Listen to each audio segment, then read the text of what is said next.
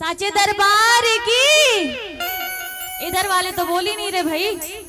हाँ, मैं बनारस से आई हूँ और वहाँ पे हर हर महादेव का नारा बहुत ही जोरों से लगाया जाता है। क्यों व्यास जी, सही बोला ना? तो एक बार महादेव के लिए हर हर बोलो, साचे दरबार की। क्या बात है। आइए माँ के चरणों में एक प्यारा सा भजन जो मेरे खुद मामा जी ने लिखा है, दुर्गेश मिश्रा ने, और मैंने उसे गाया है।